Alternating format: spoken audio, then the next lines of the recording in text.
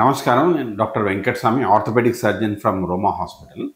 మనం patient awareness and education భాగంలో ఈ వీడియో చేస్తున్నాం. ఈరోజు మనం ముఖ్యంగా ఆర్థోపెడిక్ ఇన్ఫెక్షన్స్ ఏ విధంగా మేనిఫెస్ట్ అయితాయో తెలుసుకుందాం. ఓకే. సో, మనం ఎముక విరిగినప్పుడు కానీ, లేకపోతే రీప్లేస్మెంట్ కానీ ఇంప్లాంట్స్ అనేవి వాడతాం.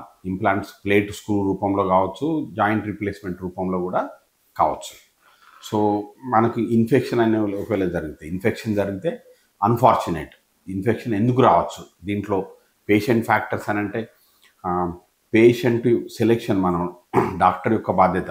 పేషెంట్ సెలెక్షన్ అని అంటే ఇమ్యూనో కాంప్రమైజ్ పేషెంట్స్ అంటే పేషెంట్ యొక్క రోగ నిరోధక శక్తి అనేది తక్కువగా ఉంటే ఆ పేషెంట్ను సర్జరీకి ప్రిపేర్ చేయాల్సిన బాధ్యత సర్జన్ అనమాట. ఏదైనా ఉదాహరణకు డయాబెటీస్ ఉందనుకోండి, మన దేశంలో diabetes common.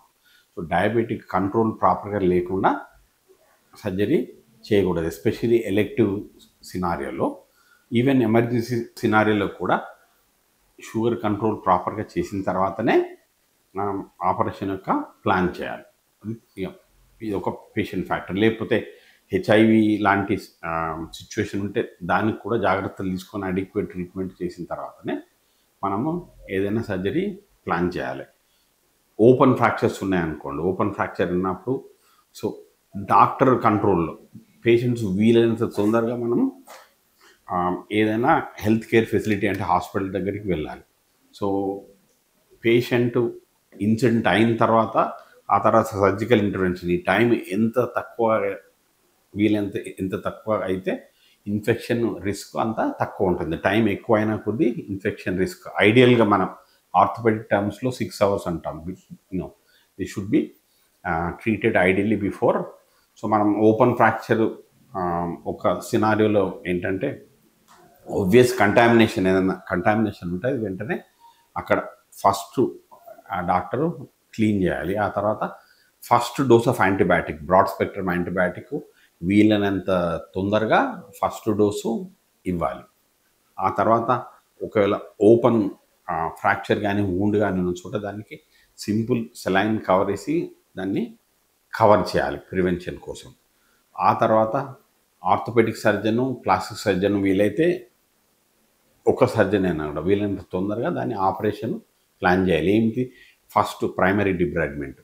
So first primary debridement ఎంత తొందరగా వీలైతే అంత తొందరగా చేయాలి. ఒకవేళ దానికి ప్లాస్టిక్ సర్జరీ కవర్ అవసరమైతే ఆ విధంగా ప్లాన్ చేసి కవర్ చేయాలి. బేసికల్గా మామూలుగా మన చర్మం అనేది ప్రొటెక్టివ్ లేయర్. ఈ వూండ్ జరిగినప్పుడు కానీ, యాక్సిడెంట్ జరిగినప్పుడు కానీ, ఓపెన్ ఫ్రాక్చర్ జరిగినప్పుడు కానీ ఆ కవర్ అనేది దెబ్బతింటుంది. మనకు సహజంగా ఉండే ప్రొటెక్షన్ ఏదైతే ఉంటుందో అది ఉంటుంది. సో ఫస్ట్ వీలంత తొందరగా హాస్పిటల్ దగ్గరికి తీసుకెళ్ళాలి. ఫస్ట్ యాంటీబయాటిక్ డోసు వీలైనంత తొందరగా ఇవ్వాలి. అవసరమైతే టెటనస్ ఇంజెక్షన్ కానీ, టెటనస్ గ్లోబులిన్ కానీ ఇవ్వాలి. ఆ తర్వాత క్లీన్ చేయడానికి వీలైనంత తొందరగా, దాన్ని డిబ్రైడ్మెంట్ అంటారు. సో డిబ్రైడ్మెంట్ వీలైనంత తొందరగా చేయాలి సింపుల్ వూండ్ అయితే కనుక. ఒకవేళ ఆర్థోపెడిక్ ఫ్రాక్చర్ ఏదైనా ఉంటే దాన్ని స్టెబిలైజ్ చేయాలి. అది అబ్నార్మల్ మూవ్మెంట్ ఉంటే ఇన్ఫెక్షన్ కంట్రోల్ కాదు కాబట్టి బోన్ వీలైనంత తొందరగా స్టెబిలైజ్ చేయాలి. ఇదేంటిది? ఆర్థోపెడిక్ ఫ్రాక్చర్ సిచ్యువేషన్లో. ఆ తర్వాత ఆపరేషన్ అంటే ఇంప్లాంట్స్ వాడే సిచ్యువేషన్లో ఆర్థోపెడిక్ ఆపరేషన్స్ కానీ, వాస్కులర్ సర్జరీ ఆపరేషన్స్ కానీ, ఐకి సంబంధించిన ఆపరేషన్ను సో లామినార్ ఫ్లో థియేటర్ అంటే ఇవి క్లీన్ థియేటర్గా డిజైన్ చేయబడ్డాయి. అంటే దీంట్లో హెపా ఫిల్టర్స్ అని బ్యాక్టీరియా కంటైనింగ్ పార్టికల్స్ని ఫిల్టర్ చేసి ఎయిర్ అనేది ఒక డైరెక్షన్లోనే ఫ్లో చేయొచ్చు. ఇది ఇన్ఫెక్షన్ కంట్రోల్ చేయడానికి చాలా పద్ధతుల్లో ఇది ఒక మార్గం. ఆ తర్వాత ప్రొఫిలాక్టిక్ యాంటీబయాటిక్స్ ఆపరేషన్కు ముందు ఒక 30 నిమిషాల ముందు ఇంప్లాంట్ వెళ్ళే ముందున యాంటీబయాటిక్స్ అయితే this also has got reduced the infection in a very significant way. Research has shown that uh prophylactic antibiotic. So depending on which protocol you believe, అంటే కొంతమంది ఒక్క డోస్తోనే సరిపోతుందని, కొన్ని హాస్పిటల్స్లో ప్రోటోకాల్లో 2-3 డోసులు కూడా వాడుతుంటారు.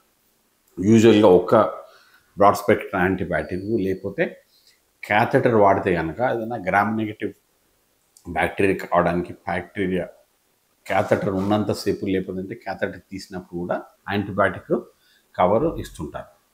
So next stage, how the surgeon handles the tissue delicately, దాని dissection. It is to some extent very personal, మనం దాన్ని గ్రేడ్ చేయలేం. బట్ ఓవరాల్ టిష్యూ హ్యాండ్లింగ్, ఆ తర్వాత సర్జికల్ టైం, మనం సర్జరీ ఎక్కువ టైం తీసుకొని ఎక్స్పోజర్ ఎక్కువ ఉంటే కనుక the risk of infections proportionately goes up. ఉదాహరణకు ప్రైమరీ ఆపరేషన్ అనుకోండి, గంటన్నరలో ఆపరేషన్ అయితే రిస్క్ తక్కువ. సో రివిజన్ ఆపరేషన్కి ఒక్కొక్కసారి దీనికంటే 2-3 రెట్ల సమయం పడుతుంది. సో దానికి ప్రపోర్షనేట్గా ఇన్ఫెక్షన్ రిస్క్ కూడా ఎక్కువ ఉంటుంది. So therefore the duration of the time. దాని తర్వాత next post operative care. So wound control, మనం ఒకవేళ బ్లీడింగ్ అవుతుంటే, ఇంకా కొంతమంది డ్రైన్స్, కొంతమంది సర్జన్స్ సన్నివేశంలో డ్రైన్స్ వాడుతున్నారు. సో చాలా మటుకు all over the world we are using drains less and less, but there may be still some place for usage of drain in order to prevent hematoma. So this depends on the surgeon and the type of the operation that we are doing, but it is entirely to the discretion of the surgeon based on his knowledge of the research for that particular procedure. So but the idea is hemostasis, and operation finish అయ్యేటప్పటికి మనం bleeding అయ్యే అవకాశాన్ని తక్కువ చేయాలి. Post operative haematoma అంటే operation తర్వాత bleeding అయ్యే రిస్క్ను తక్కువ చేయాలి. అంటే యూజువల్గా ఆపరేషన్ చేసిన తర్వాత వూండ్స్ వాటర్ టైట్ ఉండాలి. అంటే బ్లడ్ లీక్ అవ్వడం కానీ, ఏదైనా ఫ్లూయిడ్ లీక్ అవ్వడం కానీ సాధ్యం కాకూడదు. దాంతో మనకి ఇన్ఫెక్షన్ రిస్క్ తగ్గిపోతుంది. సో దాని తర్వాత post operative handling of health care personal. So doctor కానీ నర్స్ కానీ వీలైనంత మట్టుకు వూండ్స్ హ్యాండిల్ తప్పనిసరి అయితే తప్ప వూండ్స్ను టచ్ చేయడం కానీ హ్యాండిల్ చేయడం కానీ ఉండకూడదు. ఈ రోజుల్లో అంటే suture removal, depending on what operations, మనం ఆ సూచర్ రిమూవల్ కూడా మినిమైజ్ చేయొచ్చు. There are sutures which don't require suture removal. So ఆ సూచర్ రిమూవల్ రిచువల్ కూడా అవాయిడ్ చేస్తే there is just one more episode of health care professional touching the wound. So సాధ్యమైనంత మట్టుకు మనం వూండ్ని హ్యాండిల్ చేయకపోతేనే బెటర్. ఆ తర్వాత రెగ్యులర్ మానిటరింగ్ ఉండాలి. సర్జికల్ సైట్ ఇన్ఫెక్షన్ అంటే ఈ రోజులలో అన్ని హాస్పిటల్స్ లేకపోతే surgeon they monitor their surgical site infection. దాని తర్వాత దాన్ని మానిటర్ చేసుకుని ఒకవేళ ఆ పర్టికులర్ హాస్పిటల్ పర్టికులర్ సర్జన్ కనుక సర్జికల్ సైట్ ఇన్ఫెక్షన్ ఉంటే they have to go back, audit themselves, చూసుకోవాలి ఎందుకు మనం మన పియర్స్ కంటే, హాస్పిటల్ కావచ్చు సర్జన్ కంటే మనకి ఇన్ఫెక్షన్ రేట్ ఎక్కువ ఉంది.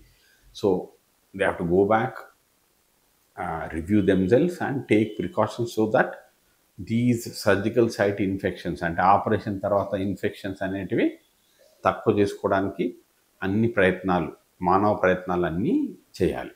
ఒకవేళ దురదృష్టవశాత్తు మనకు ఆపరేషన్ తర్వాత ఇన్ఫెక్షన్ వచ్చిందని మనకి ఎట్లా తెలవాలి? జ్వరం, యూజువల్గా ఇన్ఫెక్షన్ తయారవడానికి కొంత టైం పడుతుంది, 2-3 రోజుల టైం పడుతుంది. సో ఆపరేషన్ చేసిన నెక్స్ట్ డేనే ఇన్ఫెక్షన్ రాకపోవచ్చు. సో కొద్ది రోజుల తర్వాత పర్సిస్టెంట్ ఫీవర్, మనకు జ్వరం అట్లేగా ఉండి ఆపరేషన్ చేసిన తర్వాత ఆ భాగం ఎరుపుగా ఉండడం, వాపు ఉండడం అనేది కొంతవరకు ఎక్స్పెక్టెడ్, అంటే అట్లా అవ్వచ్చు ఆపరేషన్ తర్వాత. కానీ పర్సిస్టెంట్గా అంటే వాపు అట్లాగే ఉండి, ఎరుపుదనం అట్లాగే ఉండి, ఏదంటే వూండ్ లీకేజ్ అవ్వడం కానీ, రక్తం కానీ, లేకపోతే నీళ్ళ లాంటి ఫ్లూయిడ్ రావడం కానీ అట్లా జరిగితే that may be the earliest sign of infection. So వెంటనే మనం అది డాక్టర్ గారి దృష్టికి తీసుకెళ్ళాలి. వాళ్ళు చూసి, సో ఫస్ట్ డాక్టర్ గారు చూస్తారు, దాని తర్వాత ఇన్ఫెక్షన్ అవకాశం ఏమైనా ఉన్నాయని నేను చెప్పినట్టుగా ఫస్ట్ జ్వరం రావడం కానీ, ఏదైనా వూండ్ లీక్ అవ్వడం కానీ, ఎరుపుదనం ఉండడం కానీ, వాపు ఎక్కువగా ఉండడం కానీ, ఇవన్నీ మనం డాక్టర్ కానీ నర్సు కానీ చూస్తేనే తెలుస్తుంది. అట్లా ఉంటే సో దాన్ని స్వాబ్ తీసుకోవడం, లేకపోతే టెంపరేచర్ అబ్జర్వ్ చేయడం బట్టి సో ఎర్లీగా ఒక్కొక్కసారి యాంటీబయాటిక్స్ తోటే మనం ప్రాబ్లమ్ సాల్వ్ చేయొచ్చు. లేకపోతే సో ఎర్లీ స్టేజ్లో యాంటీబయాటిక్స్ తోటి సరిపోవచ్చు. ఒక్కొక్కసారి మళ్ళీ వూండ్ డిబ్రైడ్ చేయాల్సిన అవసరం మనకు రావచ్చు. అంటే యూజువల్గా no surgeon wants to go back you know అంటే readdress wound. It's always best to avoid. But అవసరమైతే మళ్ళీ వూండ్ ఓపెన్ చేసి దాన్ని డిబ్రైడ్మెంట్ క్లీన్ చేయడం కానీ చేయాల్సి రావచ్చు. అయితే ఇంప్లాంట్స్ అంటే ప్లేట్స్, స్క్రూస్ లేకపోతే రీప్లేస్మెంట్స్ వాడితే వాటిని ట్రీట్ చేయడం ఒకలాగా, ఓన్లీ వూండ్స్ అంటే ఇంప్లాంట్స్ లేకుండా ఇన్ఫెక్షన్స్ వస్తే వాడడం, ఇవి 2 డిఫరెంట్ పాత్వేస్. సో నెక్స్ట్ మనం ఒకవేళ ఇంప్లాంట్స్ వాడితే ప్లేట్స్, స్క్రూస్ కానీ లేకపోతే రీప్లేస్మెంట్ వాడితే ఎలా అవ్వచ్చు? ఇవేంటంటే ఒక 4 నుంచి 6 వారాల తర్వాత పర్సిస్టెంట్ పెయిన్, నొప్పి ఉంటే కనుక ఏమవ్వచ్చు అనంటే లో గ్రేడ్ బ్యాక్టీరియా కాసింగ్ బ్యాక్టీరియా ఇది ఒక ఆ ఇంప్లాంట్ మీద కానీ లేకపోతే ప్లేట్, స్క్రూస్ మీద కానీ థిన్ మెంబరేన్, ఒక స్లైమీ మెంబరేన్, పాలిసాకరైడ్, ఇది కాంప్లెక్స్ పాలిసాకరైడ్ మెంబర్ లాంటిది అది ఫామ్ అయిపోయి ఏమవుతుందంటే, సో మనం ఒకవేళ యాంటీబయాటిక్స్ ఇచ్చినా కూడా అది పెనట్రేట్ కాకపోవచ్చు. అదేంటంటే పూర్తిగా ఫుల్ బ్లోన్ ఇన్ఫెక్షన్, అంటే పస్సు, చీము ఉండి వూండ్ బస్ట్ అవడం కాకుండా లో గ్రేడ్ ఇన్ఫెక్షన్, అంటే కొంచెం కొంచెం జ్వరం రావడం, కొంచెం వాపు రావడం, కొంచెం నొప్పి రావడం అనేది జరుగుతుంది. ఎక్కువ సందర్భంగా ఇంప్లాంట్ లేకపోతే స్క్రూ ప్లేట్స్ వల్ల రావచ్చు. ఇదేంటంటే యాంటీబయాటిక్స్ ఇస్తే ఇది కరెక్షన్ కాకపోవచ్చు. ఏదైతే మనం ఇందాక మాట్లాడుకున్నట్టు పాలిసాకరైడ్ మెంబర్ అనేది అవుతుందో దానివల్ల యాంటీబయాటిక్స్ ఇన్ఫెక్షన్ను ఛేదించలేవు. అలాంటప్పుడు ఆ ప్లేట్ని కానీ స్క్రూని కానీ తీసేయాల్సి రావచ్చు. ఒక్కొక్కసారి ఇంప్లాంట్ కూడా తీసేసి రివిజన్ అంటే రెండోసారి ఆపరేషన్ చేయాల్సిన అవసరం రావచ్చు. మనం ఆ విషయం ఎలాగనుకుంటాం, ఫస్ట్ మనం ఈ లో గ్రేడ్ ఫీవర్ కానీ నొప్పి ఉన్నప్పుడు ఏంటంటే డాక్టర్ని విజిట్ చేస్తే అతను సింపుల్ బ్లడ్ టెస్ట్ చేసి ఇన్ఫెక్షన్ ఉన్నట్టుగా మనం ఎవ్వరు ఖచ్చితంగా చెప్పలేరు ఇన్ఫెక్షన్ ఉందా లేదని. ఒక్కొక్కసారి అది అసాధ్యం కావచ్చు. కాకపోతే మనం ఫస్ట్ స్టేజ్లో పేషెంట్ను చూసి ఆపరేషన్ చేసిన భాగాన్ని చూసి ఆ తర్వాత కొన్ని రక్త పరీక్షలు చేసి ఒక్కొక్కసారి అవసరమైతే రేడియాలజీ గైడెడ్ స్పెసిమెన్ చేసి లేకపోతే బోన్ స్కాన్స్ ఇవన్నీ టెస్టులు చేసి మనము కొంతవరకు ఇన్ఫెక్షన్ లోపల ఉందా లేదా అనేది నిర్ధారణ చేయవచ్చు.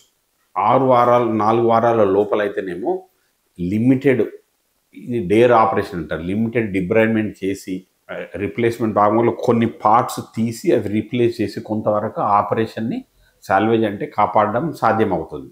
అంటే we can still go head using the for example replacement. 6 నుంచి 8 వారాలు దాటిన తర్వాత ఒకసారి ఇట్లా లో గ్రేడ్ ఇన్ఫెక్షన్ కనుక అయితే అది మనం యాంటీబయాటిక్ వాడినా కూడా ఆ పర్సిస్టెంట్ పెయిన్ అది అట్లనే ఉంటుంది. అప్పుడు రివిజన్ అని అంటే రెండవసారి ఆపరేషన్ చేయడం అవసరం పడవచ్చు. So nobody wants to go back and do the operation. ఇది సర్జన్స్కి రిస్కీ, పేషెంట్కి రెండవసారి they have to go through the trauma. ఆ తర్వాత ఎకనామికల్గా ఖర్చు పరంగా కూడా ఇది రిస్క్. కానీ ఇట్లాంటి పరిస్థితులలో రెండవసారి ఆపరేషన్ చేయాల్సిన అవసరం రావచ్చు. సో మరి అన్నిసార్లు మనం ఆపరేషన్ చేస్తామని అంటే అది కాదు. కొన్ని సందర్భాలు ఏంటంటే సపోజ్ పేషెంట్ ఫిజికల్ కండిషన్ పూర్తిగా అంటే ఆపరేషన్ చేయలేని పరిస్థితుల్లో ఉంటే, రిస్క్ ఉంటే, అంటే ఆపరేషన్ చేస్తే ఆ పేషెంట్ జీవితానికి లైఫ్కే ప్రమాదం ఉంటే we can do what is called a suppressive antibiotic therapy. So 2-3 రకాల యాంటీబయాటిక్స్ ఏంటంటే ఈ మనం ఇందాక మాట్లాడుకున్నటువంటి పాలిసాకరైడ్ మెంబ్రేన్ని పెనెట్రేట్ చేస్తాయి. టేకోప్లేనిన్, సిప్రోఫ్లాక్సిన్, లినోజలిన్ లాంటి యాంటీబయాటిక్స్. సప్రెషన్ అంటే వాటిని లో డోస్లో, రిఫాంపిసిన్ కానీ లో డోస్లో వాళ్ళు లైఫ్ లాంగ్ వాడాల్సిన అవసరం రావచ్చు. సో మనం ఏంటంటే ఈ యాంటీబయాటిక్స్ తోటి రిస్క్ ప్లస్ పేషెంట్ ఆపరేషన్ చేస్తే రిస్క్. సో ఈ పేషెంట్ తోటి ఇన్వాల్వ్డ్ కేరర్ తోటి డిస్కస్ చేసి మనం సప్రెసివ్ థెరపీ అంటే కేవలం యాంటీబయాటిక్ చేసి ప్రొలాంగ్ చేసే పద్ధతిని మనం ఒక్కొక్కసారి అడాప్ట్ చేయాల్సి రావచ్చు. సో మనం ఈ ఇంప్లాంట్ వేసే సన్నివేశంలో మనం ఫస్ట్ పేషెంట్ సెలెక్షన్ సరిగ్గా చేసుకోవాలి. ఆ తర్వాత ఆపరేషన్ థియేటర్లో కానీ ఇంప్లాంట్ లేకపోతే డాక్టర్ ఆపరేషన్ చేసేటప్పుడు తగు జాగ్రత్తలు తీసుకోవాలి. ఆ తర్వాత పేషెంటు, క్లినీషియన్ ఇద్దరు కూడా ఆపరేషన్ అయిన తర్వాత తగిన ప్రికాషన్స్ జాగ్రత్తలు తీసుకుంటే మనము ఇట్లాంటి సిచ్యువేషన్స్ మనము అవాయిడ్ చేయొచ్చు, లేదంటే మినిమైజ్ చేయొచ్చు.